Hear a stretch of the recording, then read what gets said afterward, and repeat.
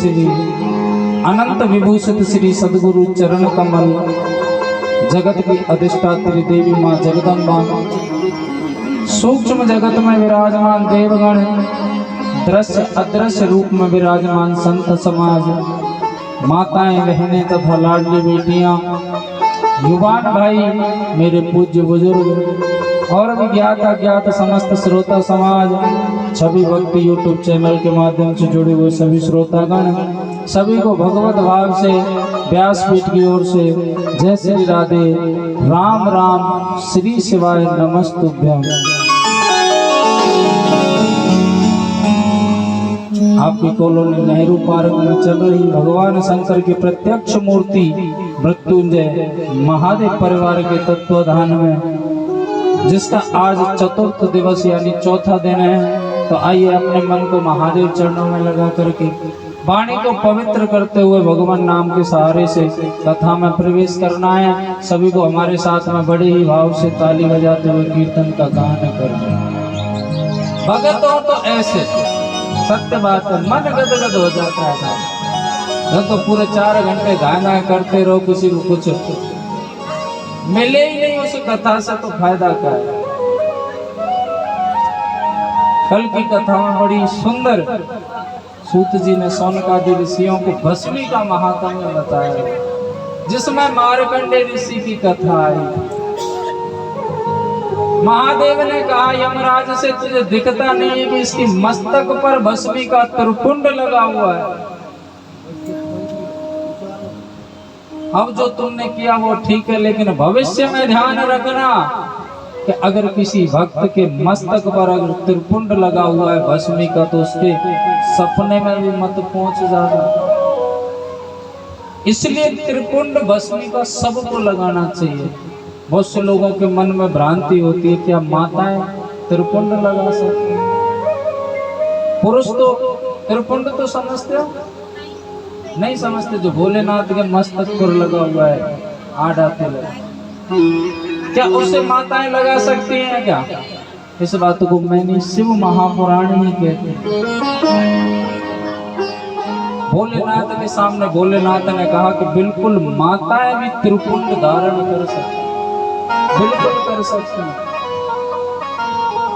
तिलक लगाते, पूजा पाठ करते हैं, जरूर लगाना चाहिए। 7 दिन तो शिव महापुराण में हम सेवा दे देते हैं। रुद्राक्ष का जल, बिलपत्र और त्रिपुंड भस्मी का लगा हुआ, वो लगाते हैं ना सांसा बढ़वा लिया, सभी को लगा। नहीं अभी लगेगा, कोई भी ले लो, इनसे शास्त्री जी से ले लिया करो, ये गुड़िया ले लीजिए।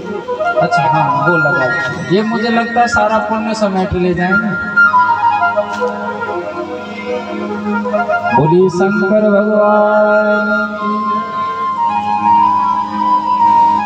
सौनकादि ऋषियों ने कहा प्रभु आपने हम पर बहुत उपकार किया है, अब कोई इतना सरल ऐसा जो भोलेनाथ की पूजा है उसकी विधि ऐसे बता दीजिए जैसे नंदी महाराज ने की। उससे प्रसन्न होकर के भोलेनाथ ने उनको प्रिय सेवक बना लिया। कभी भी अपने आप से दूर नहीं करते नंदी महाराज को भोलेनाथ, अपने समक्ष रखते। ऐसा बताइए, इस प्रकार की पूजा बताइए, हम भी करना चाहते हैं और सांसारिक लोग भी करना चाहते हैं, बताइए तो सही। सौनकादि ऋषियों की बात सुनकर के सूत जी गदगद हो गए और कहते हैं प्रभु ये पूजा पाठ उपाय नंदी महाराज ने नहीं किया था, ये नंदी महाराज के पिता ने किया था, जिनका नाम था श्रीलाद। बेचारे खेतीबाड़ी का कार्य किया करते थे, बुढ़ापा आ गया, संतान कोई थी नहीं, संतान ही नहीं थी। और कभी और महादेव के परम भक्त थे, आराधना करते लेकिन कुछ मांगते नहीं। एक समय की बात है, तो अपना खेती कर रहे थे, खेत की बात है, वहां पर बैठे बैठे सोचने लगे कि हम तो भोलेनाथ की भक्ति में लग गए, लेकिन मेरा वंश आगे कैसे चलेगा, मुझे तो कोई संतान ही नहीं। और कहते हैं इसको भी दुर्भाग्य मानते हैं कि अगर किसी का वंश रुक जाता है चलने से, इस वंश को चलाने के लिए तो बूढ़ी बूढ़ी मैया बहू दूसरी ले आती है। अगर बहू का बालक ना हो ना, बोलो दूसरी ले आओ, काई मतलब की है। श्रीलाद मनी मन सोच रहे कि संतान तो है ही नहीं, वंश कहां से चलेगा, मेरा तो मिट गया। न जाने मन में क्या गिलानी हुई, चलो बाबा से बात करते हैं। और बाबा से बात करने का एक ही साधन है कि उनकी आराधना में बैठ जाओ, सब कुछ भूल भाल कर दो।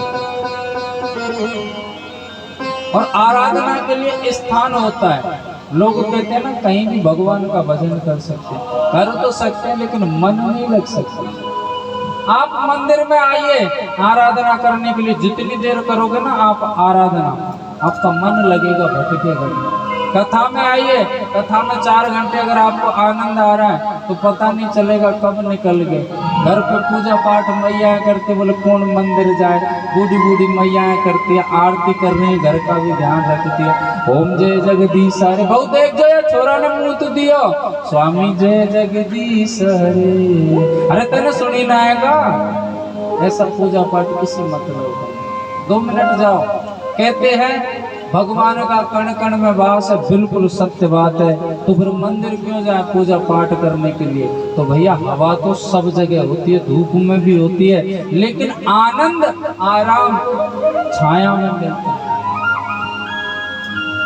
चाहे कैसा भी बड़ा नास्तिक हो, भगवान को बिल्कुल ना मानता हो, और निकल करके मंदिर के सामने से जा रहा हो और उसे पता चल जाए कि मंदिर है, अचानक ऑटोमेटिकली उसका सिर झुक जाएगा। ये खासियत होती है देव शक्ति की, ये खासियत होती है कि वहां सामने जाते ही जो ये कहता हो कि भगवान होते नहीं है, उसको पता चल जाए कि ये मंदिर है। जब सामने से निकलेगा तो सिर झुक ही जाएगा। भोलेनाथ की आराधना शुरू की, भोलेनाथ प्रसन्न। बेटा श्रीलाल, तेरी आराधना से मैं प्रसन्न हूं, बता तुझे क्या चाहिए? बोले बाबा आपको तो पता ही है, क्या छुपाना, मेरा वंश आगे चल जाए और उस वंश को चलाने के लिए एक पुत्र चाहिए बाबा। बाबा ने कहा, बोले कैसा पुत्र चाहिए? तो उनके 2 बैल थे श्रीलाद के, उनकी ओर इशारा करके कह रहे हैं कि ये जो 2 मेरे बैल है ना, बहुत सीधे साधे, मुझे इन्हीं की तरह एक सीधा साधा पुत्र चाहिए जो मेरी बात माने।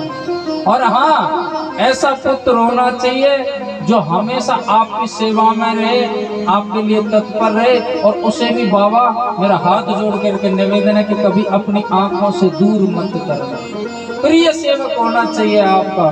भोलेनाथ ने कहा तथास्तु। कहते हैं भोलेनाथ के सामने कभी घुमा फिरा करके बात मत कर लेना, क्योंकि भोलेनाथ के पास में तो भोले वाले भगत जाते, और वो भी बोला और ये भी बोला। बात कहीं जब कहा ना कि ये जो 2 बैल है ना, मुझे इनकी तरह सीधा साधा चाहिए, भोलेनाथ ने कुछ और ही समझ लिया, जिसका रिजल्ट आप जानते हैं। समय आने पर बालक हुआ। कहते हैं जब बालक हुआ उसी समय उसकी माँ गुजर गई, पधार गई, लेकिन फिर भी माँ की कमी महसूस नहीं होने दी इस बालक को श्रीलाद ने, और इसका नाम भी रख दिया नंदी। नाम रख दिया इसका नंदी। स्वरूप देखा, जरा भी मन में गिलानी नहीं आई कि ये भोलेनाथ ने क्या दिया, भोलेनाथ का प्रसाद है, ग्रहण किया। आनंद से उसके साथ में रहते हैं, ऐसा मन फंस गया कि जरा भी नंदी इधर उधर चला जाए, नंदी बेटा महादेव की आराधना करते तो नंदी पूरी तैयारी करके रख देते और साथ में आराधना करते। ऐसी आराधना में मन लग गया भोलेनाथ के कि बालक थोड़ा सा समझदार हुआ, घर छोड़ करके पहुंच गया कैलाश। कैलाश से पहले ही पड़ता है कैलाश शमशान की भूमि, कैलाश से नीचे शमशान ही शमशान है। वहां पर जाकर के बैठ गया। बोले अब तो पता ही नहीं, इतना तो सुना कि बाबा शमशान में रहते हैं, लेकिन यहाँ तो बाबा है। कहते शमशान में ही नंदी बैठ जाते हैं और भोलेनाथ से प्रार्थना करते हैं कि बाबा अब यहाँ से मुझे नहीं पता कि आप कहाँ हो, मेरी प्रार्थना है आप लेने आओ। और ओम नमः शिवाय का जाप प्रारंभ करते हैं। ऐसा जाप कर महादेव अपनी समाधि में बैठे हुए थे। कहते हैं कि अगर महादेव की समाधि लग जाए ना, पता नहीं कितने कल्पों के बाद खुले, ऐसी समाधि लगाते थे, यानी ऐसा भजन करते थे। आसपास क्या हो रहा है कोई मतलब नहीं, अपनी समाधि में लीन। लेकिन जब नंदी बैठा अपनी समाधि में तो कहते हैं भोलेनाथ की समाधि खुल गई। आंखें जैसे खुली, गणप्रेत पास में बैठे हुए थे सब। क्या हुआ बाबा? एकदम झटपटा करके खड़े हो गए। बाबा क्या हुआ बाबा? बाबा ने कहा मेरा भगत आया, मेरा सबसे प्रिय भगत आया है आज मेरे पास। गणप्रेत बोले कहाँ है? तो यहाँ तो कोई नहीं है। बोले नीचे शमशान है, उसे लेना जाना होगा। गणप्रेत बोले बाबा अभी लेकर के आते हैं। बाबा बोले तुम नहीं, वो थोड़ा जिद्दी भगत है मेरा और बड़ा प्यारा भगत है, उसे लेने के लिए तो मैं ही जाऊंगा। और कहते वहां से अंतर ध्यान होकर के शमशान में पहुंच गए।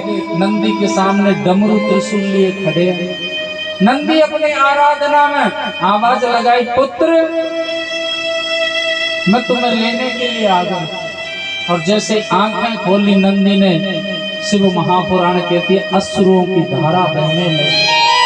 जिस शमशान में भस्मी पड़ी थी उसमें नदी बन गई साहब। इतने अश्रु नंदी महाराज की खुशी के आंसू आज बाबा लेने के लिए आ गए। लोग जन्म जन्मांतर से तप करते आए हैं, फिर भी पता नहीं उनको भगवान नहीं मिलते। और कहते हैं अश्रुओं से भोलेनाथ के चरण धो दिए। तो कहते हैं हम भगवान के पास जाते हैं, आराधना करते हैं तो भगवान परीक्षा लेते हैं। नंदी से कहते हैं कि बेटा तुम्हारी छोटी सी अवस्था है, तुम्हारे माता पिता भी होंगे, उन्हें छोड़ करके तुम यहाँ शमशान में क्या कर रहे हो? नंदी मुखमंडल की ओर देख रहे हैं कि बाबा क्या क्या है। मैं तो सब कुछ छोड़ करके बाबा के लिए आया, इनके पास रहने के लिए, और ये मुझसे कह रहे हैं कि यहाँ क्यों आया?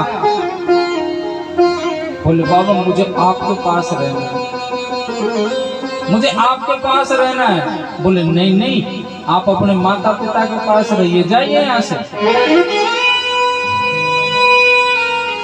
बाबा मुझे आपकी आराधना करना अच्छा लगता है, तो पुत्र घर पर जाकर के कीजिए ना, मैं तो घर पर भी हूँ, चले जाइए। कहते ऐसा कह करके भोलेनाथ ने मुंह मोड़ा थोड़ा सा, तो कहते नंदी पुकार करके कहते कि बाबा मर जाऊंगा, इस शमशान से जाऊंगा तो आपके साथ जाऊंगा, वापस लौट करके सांसारिक रिश्तों में नहीं जाऊंगा। कहते छाती पीट करके नंदी रोते, तो नंदी को बाबा ने हृदय से लगा लिया। कितना बड़े भागी है नंदी, जिसे संहार करता देवादिदेव महादेव अपने सीने से लगाते हैं। अगर नंदी की तरह अपना समर्पण कोई भक्त रखता है तो उसे भी भोलेनाथ जरूर सीने से लगाते हैं। लेकिन समर्पण तो चाहिए। हमको आराधना करना आता है, समर्पण नहीं आता। दिखावा करना आता है, समर्पण नहीं आता। जरा भी कष्ट आ जाए जीवन में, परमात्मा परीक्षा लेने लग जाए, घबरा जाते हैं, इधर भागते उधर भागते, सांसारिक लोगों से रोते। मैंने कल भी बताया था कि अगर हमको रोना है, दुखड़े रोने हैं, तो बाबा के पास जाइए। आपका मन बिल्कुल विचलित हो, समझ में ना आए, आपको लगे कि हम हार चुके हैं, बिल्कुल बाबा के पास जाइए। जो ये लिंगायत आकृति है ना, इससे बात करने वाला चाहिए। ये बात करके इससे जाकर के कहो कि बाबा मुझे ये दुख है, अब हार चुका हूँ, हारा हूँ बाबा पर तुझ पे भरोसा है, जीतूंगा एक दिन मेरा दिल ये कहता है, मेरे माँ जीवन जाओ मेरी नाव चला जाओ, सेवक को बाबा बोले तुम गले लगा जाओ। आज मैंने जानी है दुनिया ये दीवानी है, हारा हूँ शंभू पग तुझ पे भरोसा है, हारा हूँ शंभू पर तुझ पे भरोसा है। जीतूंगा एक दिन तेरा दिल ये कहता है, जीतूंगा एक दिन मेरा दिल ये कहता है। बाबा जरूर गले लगाएगा, आपकी परेशानी को दूर करेगा। सांसारिक रिश्ते परेशानी दूर नहीं करेंगे, ये तो उल्टी बढ़ा देंगे। नंदी को हृदय से लगाया, कैलाश पर ही रखते, और नंदी भी बाबा की सेवा में ऐसे लग गए, अपनी सुध बुध सब भूल करके बाबा की सेवा में लगे रहते। बाबा समाधि में बैठ जाते, कराते स्नान कराते, स्नान करा करके भस्मी लगाते।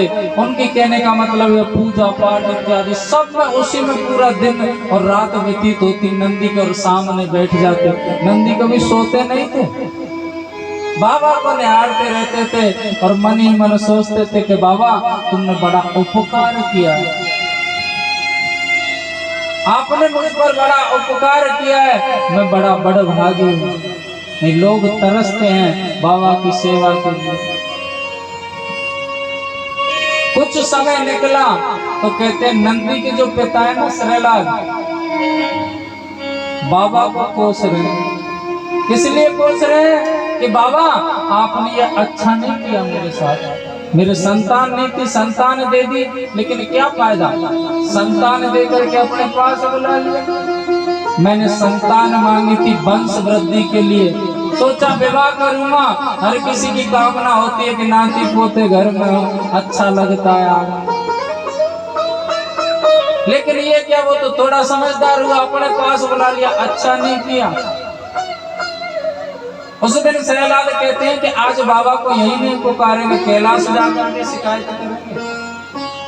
कैलाश पर्वत पर नंदी के पिता श्रीलाल पहुंच जाते हैं और भोलेनाथ की सेवा में उस समय नंदी लगे हुए थे। श्रीलाल को भोलेनाथ ने देखा, बोले आओ श्रीलाल आओ, सब ठीक ठाक तो है।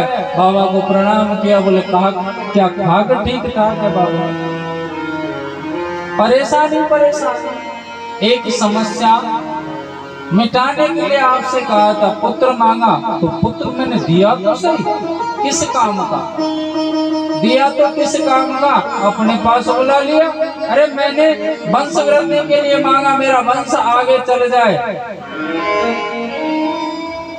बाबा बोले वो हमको नहीं पता, लेकिन जो जो तुमने वरदान में कहा वो हमने पूरा किया।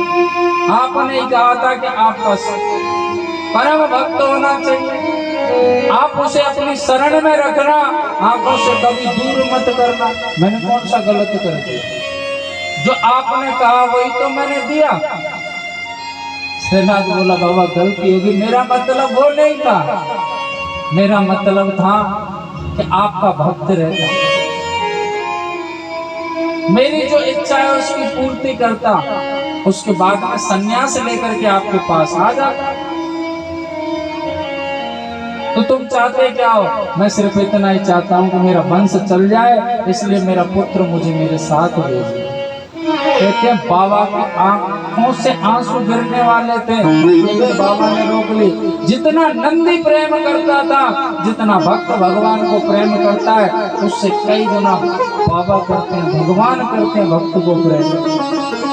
भक्त की दूर होने की बात आई, आंखों में आंसू आ गए, लेकिन आंखों ही आंखों में बाबा ने छुपा लिए। ये क्या? मेरे भक्त को मुझसे दूर करने के लिए आया, क्रोध आया बाबा को, चाहो तो इसे क्षण में नष्ट कर दूं, लेकिन क्या करे, ये भी तो अपना ही भक्त है। नंदी से कहा बेटा नंदी आप इन्हें जानते हो? नंदी ने कहा बोले ना बाबा, इन्हें नहीं जानते तुम?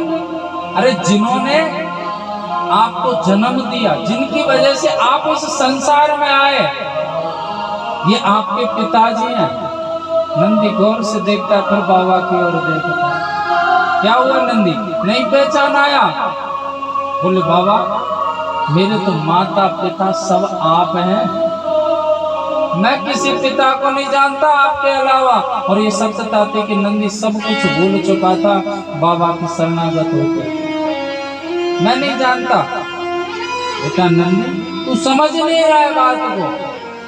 जो संसार में जन्म दिया ना जिन्होंने, वो पिताएं, उसके बाद तू मेरे पास आया। जैसे संतान की इच्छा होती है कि हमारे माता पिता हमारा उज्जवल भविष्य बनाए,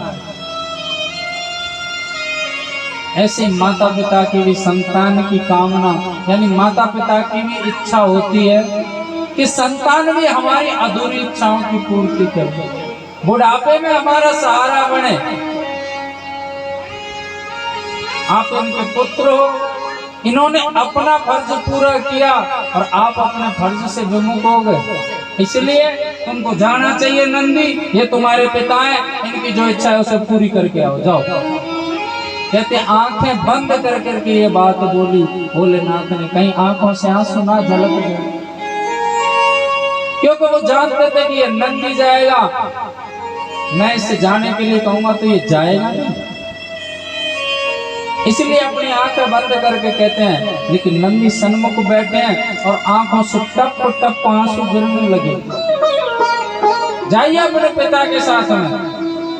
नंदी कहते बाबा, मुझसे कोई गलती हुई, अपराध हुआ है तो उसे क्षमा करें। अपराध बालकों से ही होता है, इंसान से होता है। बाबा मैंने गलती की, उसके लिए मैं क्षमा याचना मांगता हूँ, प्रायश्चित कर लूंगा, लेकिन अपने आप से दूर मत करो बाबा, मेरी प्रार्थना है। तो कहते बाबा ने पीठ फेर करके कह दिया, बोले पहले पिता की कामना को पूरी करके। बाबा मेरे तो माता पिता सर्वस्व आप हैं। बाबा ने कहा जितना मैंने तुमसे कहा है, अगर मुझे मानते हो अपना पिता, तो पुत्र का ये भी धर्म है कि पिता की हर बात का पालन करे। मैं कहता हूं जाओ इनके साथ में, और जब तक तुमको ये कहना दें कि आप जाइए भोलेनाथ की शरण में, तब तक आ मत जाना, भूल जाना कि मैं भी आपका पिता हूं। अगर आप मुझे पिता मानते हो तो कहते नंदी चलता तो है वहां से, लेकिन ये समझ लो बिल्कुल मर चुका था नंदी, कि देखने में केवल देह नजर आ रही थी, लेकिन सब कुछ कहते मन ध्यान सब बाबा के चरणों में। और आया घर, श्रीलाद बड़ा प्रसन्न है कि आज मेरा पुत्र आ गया, अब इसका विवाह करूंगा, मेरा वंश आगे चलेगा। श्रीलाद की कुटिया के अंदर प्रवेश नहीं किया, बाहर ही दरवाजे पर बैठते आते हैं, जिधर से आए उधर की ओर मुख करके कि ये रास्ता भोलेनाथ के लिए जाता है, बाबा के यहाँ जाता है, शायद बाबा लेने के लिए आ जाए। आंखों से टप टप आंसू गिर रहे हैं। श्रीलाद जल लेकर के आए, लो पुत्र जल पियो। लेकिन जो हमारे लिए सबसे प्रिय होता है, अगर वो हमारी आंखों से दूर हो जाए या हमें छोड़ करके चला जाए, तो फिर कुछ भी अच्छा नहीं लगता, चाहे वो कोई भी कुछ अच्छा नहीं लगता। बाहर बैठ जाता है, मुख में बाबा का नाम, बाबा बाबा बाबा, क्षमा मांगते हैं, कौन सा अपराध कर दिया, गलती हुई है तो क्षमा करो ना, ऐसे कौन धुतकारता है। लेकिन वास्तविकता धुतकारा नहीं था, वो अपने वचन के बंधन में थे भोलेनाथ। श्रीलाद भोजन बना करके लगा, बेटा भोजन, बेटे को कहाँ भोजन अच्छा लगता है, देखा तक नहीं। कई दिन हो गए तो कहते श्रीलाद की जो ममता है, मोह है, वो छूट गया। मन में सोचा कहीं ऐसा ना हो, मैं अपने मतलब के लिए इसको लेकर के आया हूँ, मोह के लिए लेकर के आया हूँ, ऐसा ना हो कहीं ये भूखा प्यासा रह करके यही प्राण त्याग। ऐसा सोच करके कैलाश पर्वत गया और बाबा के चरण पकड़ लिए बाबा क्षमा कर दो, मुझसे बहुत बड़ी गलती है। बाबा कहते कौन सी गलती कर दी तूने? यही कि आपके भगत को मैंने दूर कर दिया। और सत्यता है कि भगवान और भगत के बीच में कोई आता है तो भगवान को बर्दाश्त नहीं होता, लेकिन करे क्या? श्रीलाद भी तो भगत ही था, वचन भी दे रखा था। बाबा मुझसे गलती हो गई, अब मुझे कोई वंश नहीं चलाना मेरा। आप एक काम करो, अपने पुत्र को, अपने भक्त को बुला लो, बुला लो। भोलेनाथ प्रसन्न होकर के हृदय आनंद से भर आया बाबा का और कहते हैं कि श्रीलाद, मैं जानता था नंदी मेरे बिना एक पल नहीं रह सकता, और तुम कहते हो इस वंश चलाऊंगा। उस समय आपको मैं कहता, मना करता, तो आप एक आरोप लगाते मेरे ऊपर। आप भी कहते कि बाबा झूठा है। आगे समझ में, नंदी नहीं रह सकता बिल्कुल भी। और सत्यता यह है श्रीलाद कि रह मैं भी नहीं सकता नंदी के बिना। तूने श्रीलाद मुझ पर बहुत बड़ा उपकार किया, जो मेरे पुत्र नंदी को तुझ वापस लेने के लिए, कहने के लिए आया। जाइए भेज दो उसको, कह दो बाबा ने बुलाया। श्रीलाद दौड़ा दौड़ा गया, नंदी नंदी चल, तेरे बाबा ने तुझे बुलाया, तुझे कैलाश पर बुलाया है। अरे सुना नहीं तूने? बाबा ने बुलाया, चल। नंदी ने कहा किसी की सुन रहा है, दौड़ा दौड़ा फिर बाबा के पास। बाबा वो तो सुन ही नहीं रहा, मैंने उससे कई बार कह लिया, वो बिल्कुल नहीं सुन रहा। क्या करें? बाबा ने अपने गण प्रेतों को भेजा, जाओ नंदी को लेकर के आओ, कह देना बाबा ने बुलाया। नंदी के पास गण प्रेत आए, नंदी भैया चलिए आपको बाबा ने बुलाया। कहते हैं नंदी ने अपनी गर्दन हिला करके गण प्रेतों की ओर देखा, बोले चलो हम लेने के लिए आया, आपको बाबा ने बुलाया है। नंदी कहता है क्यों बुलाया? क्यों बुलाया बाबा ने? बाबा को काम होगा इसलिए बुलाया है। बोले बाबा को काम है? बोले हाँ, तो जाओ बाबा को भेज दो। कहते हैं भक्त चाहे तो भगवान से प्रेम करता है तो क्रोध भी भगवान से कर सकता है, कोई बुराई नहीं है। नंदी कहता है भेज देना बाबा को, मुझे नहीं जाना, बाबा को काम है ना, मेरे पास स्वयं आएंगे तो जाऊंगा, नहीं जाऊंगा। गण प्रेतों को उल्टा लौटा दिया। और बाबा इतने उतावले हो रहे थे नंदी को हृदय से लगाने के लिए कि कब नंदी आए और कब हृदय से लगाऊं, कब उसे लाड दुलार करूं। गण प्रेत खाली हाथ पहुंच गए, साथ में कोई। बाबा कहते कहाँ है मेरा नंदी, कहाँ है मेरा पुत्र? बोले बाबा नहीं आया। क्यों, तुमने कहा नहीं था उससे कि बाबा ने बुलाया? बोले कहा था ना, कह दिया कि बाबा को काम है तो बाबा मेरे पास आ जाए। मैं नहीं जाऊंगा, बाबा आएंगे तो ही जाऊंगा, अन्यथा नहीं जाऊंगा। कहते हैं इतना सुना भोलेनाथ तुरंत पहुंच गए नंदी के सामने और नंदी से कहते हैं पुत्र नंदी। बाबा की आवाज सुन करके नंदी गदगद हो गया मन ही मन, लेकिन दिखावटी क्रोध करता। बाबा नंदी चल, मैं तुझे लेने के लिए आया हूँ।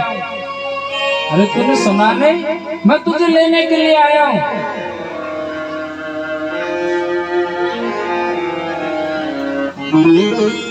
नंदी ने कहा बोले बाबा कितने दिन के लिए, कितने दिन के लिए लेने के लिए आए हो? बाबा बोले नंदी ऐसे क्यों बोल रहा है? सही बोल रहा हूँ, आज लेकर के जाओगे, कल को फिर कोई ये सांसारिक रिश्तेदार पहुंच जाएगा, चाचा ताऊ मामा फूफा मौसा, उसके साथ फिर भेज दोगे। बाबा हृदय हमारा है, दिखता है, दुखता है, अगर इससे मृत्यु मिल जाए ना तो पीछा छूट जाए, लेकिन आपसे जब दूर होने की बात आती है हमारे लिए वो मृत्यु के समान है। मेरी प्रार्थना है कि अगर आप लेकर के चल रहे हो तो बाबा कभी मुझे दूर मत करना। अरे नंदी ऐसा क्यों कहता है? सुन, आज मैं अपना हृदय तेरे दाहिने कान में स्थापित करता हूं। आज मैं अपना हृदय तेरे दाहिने कान में स्थापित करता हूं। अगर कोई भक्त तेरे दाहिने कान में बोल करके अपनी मनोकामना मांगेगा, मनोकामना बोलेगा, तो वो मेरे हृदय में पहुंचेगी और जल्दी से जल्दी वो मनोकामना पूर्ण होगी।